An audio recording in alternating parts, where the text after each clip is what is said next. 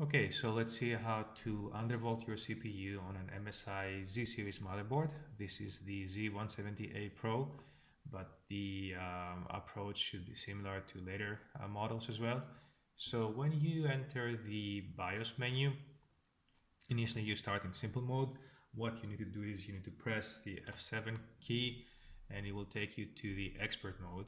And then you need to go to overclocking settings here, hit enter. And the first option here is the Overclocking Explorer mode. You need to change that, and let's see why. If you don't change that and you just scroll down to the voltage settings here, it will not give you the if you just click on that, there's nothing. It's not very helpful. It will not let you pick the proper options for overclocking, so for undervolting. So what you need to do here is you need to go to the Overclocking Explorer mode and hit enter and then go into expert. And this will give you the additional options that you need. And then just scroll down all the way to the voltage settings. And as you can see, there's more options here now. And here just select I prefer the offset mode. It's the safest one. I've had stability issues with some of the other modes.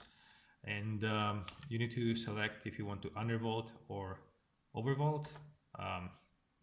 Well, depending on what you want. I prefer overvolting because it just lets your CPU run cooler at roughly the same performance. If you want to overclock your CPU, then you probably need to overvolt. But overvolting can be dangerous. Whereas undervolting, the worst that can happen is you have stability issues, but at least it will not hurt your hardware. So I choose minus for undervolting, and then usually 0.05 volts. That's pretty stable for my CPU, but you need to experiment with that. Maybe it will not take as much undervolting, or maybe it will even accept more.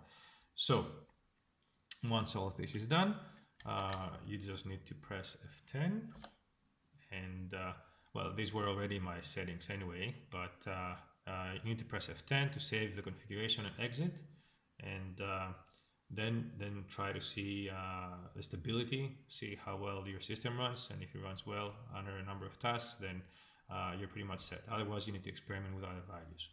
So I hope this was helpful, and thank you very much for watching.